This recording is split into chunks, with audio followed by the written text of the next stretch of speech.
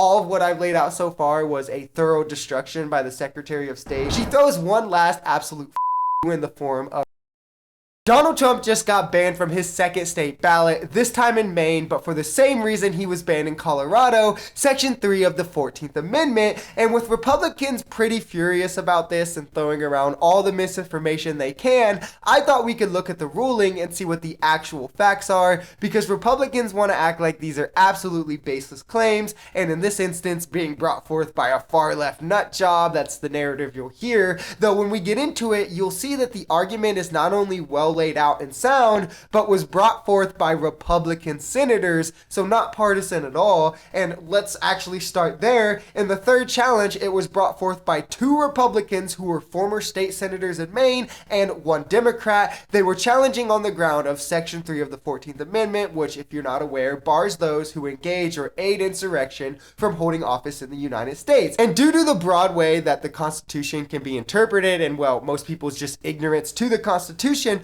Republicans are trying to muddy the water as to what that really means, but the Secretary of State, Ballot, did very well clearing it up in the ruling that she released, where she first ascertains that she does have the right to rule on the qualifications of someone to run for president, pulling the exact statute that states, yes, it is her job, which states specifically, if any part of the declaration is found to be false by the Secretary of State, the consent and primary petition are void. So by state law, she clearly does have the right to rule on his qualifications for the ballot. She then goes on to clarify how the presidency is an office and is considered such in the Constitution in multiple amendments that she lists out for you. So that's just to show that the argument that it doesn't apply to the presidency is absolutely ludicrous. She even mentions that later on, how the purpose of the legislation was to prevent insurrectionists from gaining power. So why would they leave out the highest office in America? Why? That doesn't make much sense. She goes on to point out the definition of insurrection that both parties were trying to work with, that those presenting the case were going with the historical definition,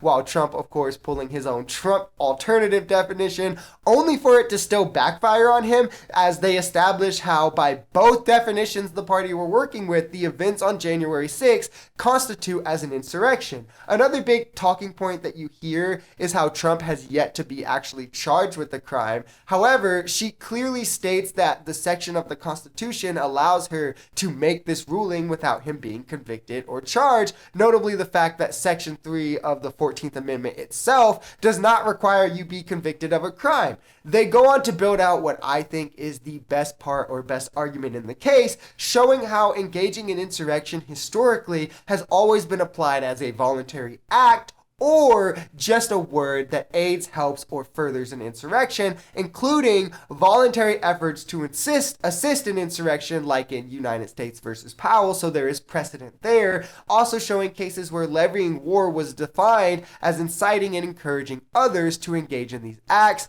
Also precedent there for Trump's actions to be defined as inciting. They show that he did just this then by telling his supporters that the election was stolen, telling them to fight on and save America, him retweeting posts about how the cavalry is coming to his aid and saying it was a great honor, and as well as him literally imploring his supporters the day of to fight like hell, because if they don't, they won't have a country anymore, before directing them to go to the Capitol. And then when they got there, broke in the Capitol, became violent, and were attacking police officers and officials. He did not, and this is with him knowing, he knew while this was happening, he made no effort to mobilize the local federal law enforcement. And if you don't think that all of what I've laid out so far was a thorough destruction by the Secretary of State on every weak argument that Trump and Republicans have tried to make, she throws one last absolute fuck you in the form of rebuking his free speech argument as well, because, why not? She's done all that so far, showing that it has no grounds here, as it only protects you criminally, and this is not criminal, so why are you even bringing that up? And also showing that it probably would not protect him anyway, as precedent shows that it does not protect speech meant to incite unlawful actions. If you enjoyed this video, we're Social Society. We're a commentary channel influenced by politics, society, and the economy. We are pretty left-leaning on this channel, but we're open to our right-wingers as well.